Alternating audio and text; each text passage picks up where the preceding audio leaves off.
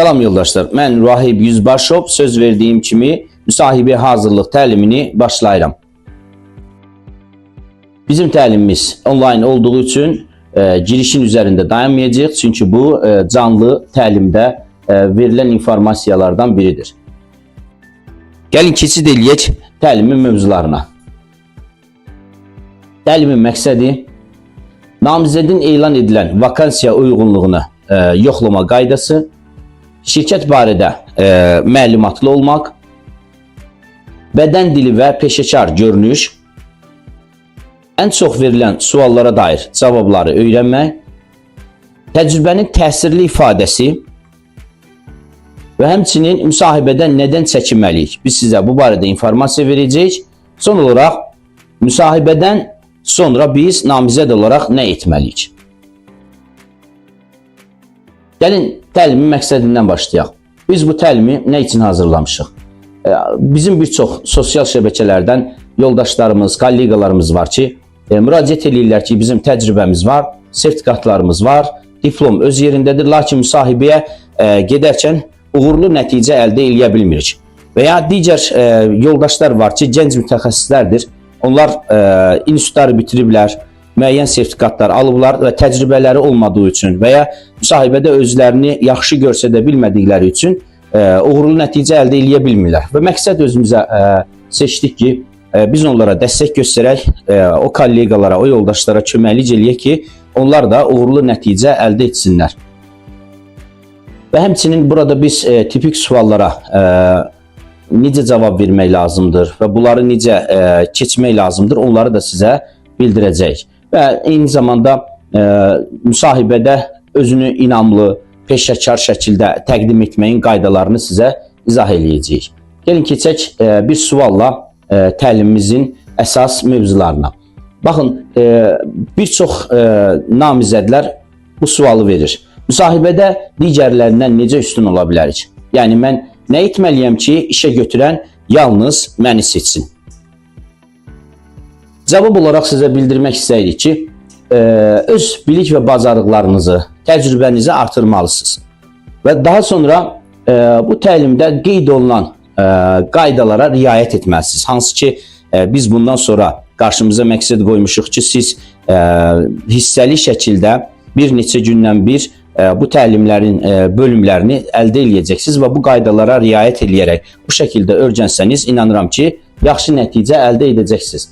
Və həmçinin dil biliklərinizi inkişaf etdirməlisiniz. Yəni, ola bilsin ki, sizə müraciət olunan işlə bağlı dil tələbləri var və bunları da siz öyrənməlisiniz ki, uğurlu namizəd olasınız.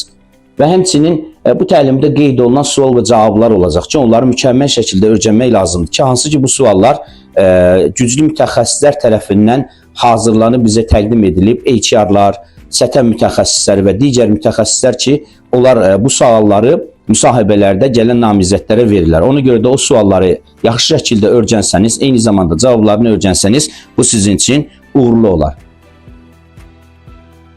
Namizədin elan edilən vakansiya uyğunluğunu yoxlamaq və şirkət barədə məlumatlı olmaq.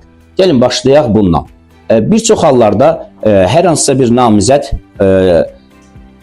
sosial şəbəkədə hər hansısa bir elanı görən kimi dərhal CV-sini orada olan e-mail adresinə göndərir. Təəssüflər olsun ki, nəticə əldə etmədiyi üçün üzülür. Nə üçün nəticə əldə etmir? Gəlin bu sualın cavabını verək. Çünki bir namizəd orada verilən hansı ki məlumatlar var, onların hamısını oxumur. Misal üçün, orada yazılan hər hansısa bir vəzifə öhdəlikləri var ki, ola bilsin ki, həmin sizin göndərdiyiniz CV-də o vəzifə öhdəliklərini siz qeyd etməmisiniz. Və ya ola bilsin ki, hər hansısa bir işə götürən səthə mütəxəssis axtarır. Həmin səthə mütəxəssisi ona neft sektorunda lazımdır. Lakin siz CV-nizdə hər hansısa bir neft sektorunda işlədiyiniz barədə bir məlumat yazmamısınız. Beləliklə, onlar sizin CV-nizə baxdıqdan sonra baxırlar ki, siz neft sektorunda hər hansısa bir təcrübə toplamamışsınız. Buna görə də sizin CV-niz uğurlu olmur. Tövsiyəmiz nədir? 1.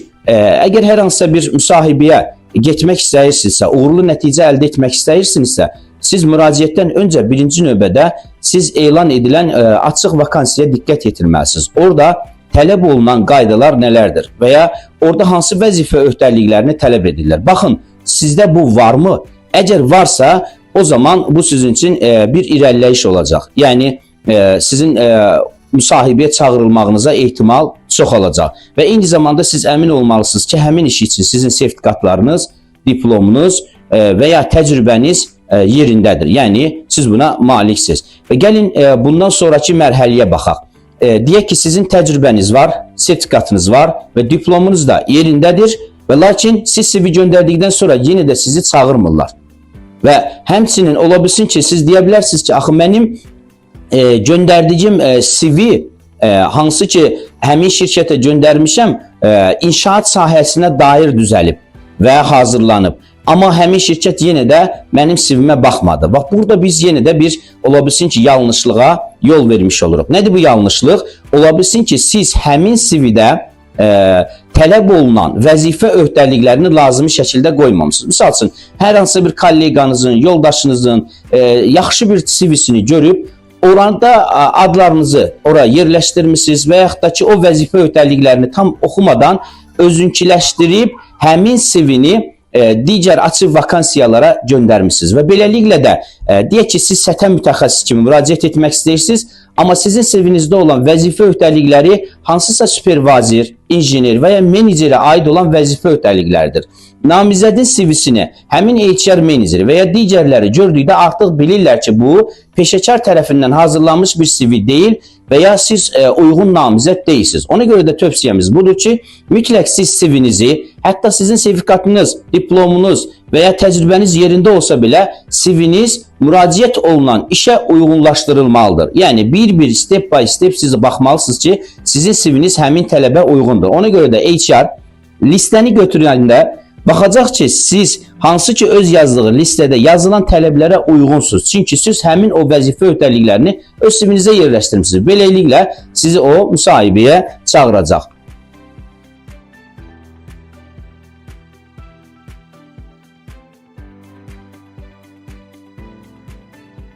Yoldaşlar, növbəti məlumat hansı ki biz bildirdik. Biz elan edən şirkət barədə biz necə informasiya əldə edə bilərik? Biz bunu sosial şəbəkələrdən də öyrənə bilərik. İnternet vasitəsilə bildiyiniz kimi, əgər iş elanı verilən səhifədə, deyək ki, Job Search Azda və yaxud da ki, LinkedIn-də və s. həmin şirkət barədə informasiya verilibsə, oradan ala bilərik.